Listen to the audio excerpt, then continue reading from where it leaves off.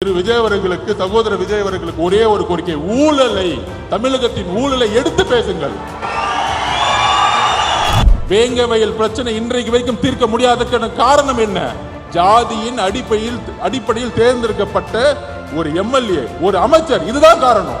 நேற்று தமிழக வெற்றி கழகம் விஜய் அவர்கள் கட்சி சார்பில் நடைபெற்ற புத்தக வெளியீட்டு விழாவில் விசிகாவின் ஆதவ அர்ஜுனா கலந்து கொண்டு பேசியிருக்கிறார். அப்போ அவர் என்ன சொல்லியிருக்காரு, எங்களுக்கு ஆட்சியில் அதிகாரம் வேண்டும், தாழ்த்தப்பட்டவர்களுக்கு ரொம்ப அதிகாரம் எதுவும் கொடுக்கல அப்படின்னு சொல்லி பேசியிருக்கார்.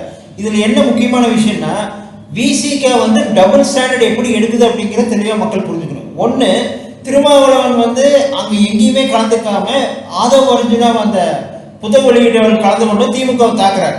ஆனால் திமுக சார்பாக இவர் தனியாக பேட்டியில் திமுகவை சப்போர்ட் பண்ணுற மாதிரி பேசிக்கிறார். இதில் என்ன முக்கியமான விஷயம், விசிகா என்ன நினைக்குது அப்படின்னா, எலெக்ஷன் வர வரைக்கும் இப்படியே ஒரு ஸ்டாண்ட் எடுத்துகிட்டு போயிட்டு எலெக்ஷன் வர்றப்போ காங்கிரஸ் பிளஸ் விஜயுடன் கூட்டணி அமைத்து ஆட்சியை பிடித்து விடலாம் என்று ஒரு கனவு என்கிறதா, இல்லை இந்த கனவா இல்லை நனவா அப்படிங்கிறது மக்கள் முடிவு பண்ணிக்கிட்டோம்.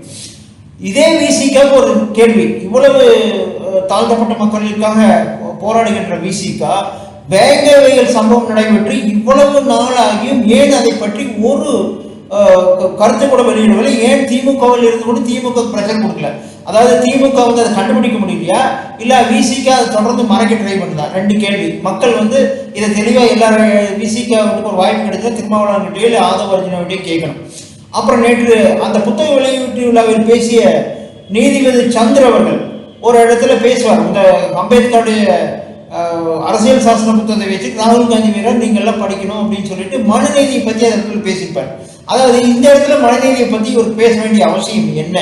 ஒன்று, இதே நீதிபதி சந்திரனுக்கு இன்னொரு முக்கியமான இரண்டு கேள்விகள். ஒன்று, இதே அம்பேத்கர் இவர் புகழ் பாடுறீங்களே, இந்த அம்பேத்கர் ஏன் நேர் அமைச்சரிலிருந்து விலகினார்? நேர் அமைச்சர் வெளியேற்றப்பட்டார், காங்கிரஸ் வெளியேற்றப்பட்டார். ஒன்று, அவர் இறந்து அத்தனை ஆண்டுகள் கழித்தும் அவருக்கு காங்கிரஸ் அமைச்சரவை, காங்கிரஸ் ஆட்சியில் இருந்த அத்தனை ஆண்டுகளும் ஏன் பத்ம பூஷனோ இல்லை இதுவோ பாரத் ரத்னாவோ கொடுக்கப்படவில்லை?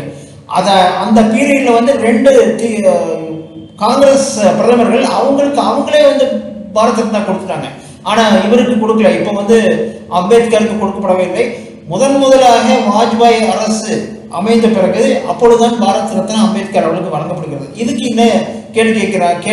இந்த கேள்விக்கு இவர் சந்துரு கண்டிப்பாக பதில் சொல்லணும். அவருடைய பல கருத்துக்கள் வெளியிடப்படாமலே இருந்ததை நாம் வருத்தத்துடன் பார்க்கிறோம். அவர் இறந்த பிறகு அவருடைய ஆவணங்களை எல்லாம் திரட்டி நீதிமன்ற உத்தரவின்படி அவையெல்லாம் மகாராஷ்டிரா அரசிற்கு ஒப்படைக்கப்பட்டது. மகாராஷ்டிரா அரசு அதையெல்லாம் வாங்கி வைத்துவிட்டு வெளியிடவே இல்லை. அதற்கு பிறகு பலர் அழுத்தம் தந்த பிறகுதான் 1956 கொடுக்கப்பட்ட அந்த ஆவணங்கள் 1988 வெளியிடப்பட்டது.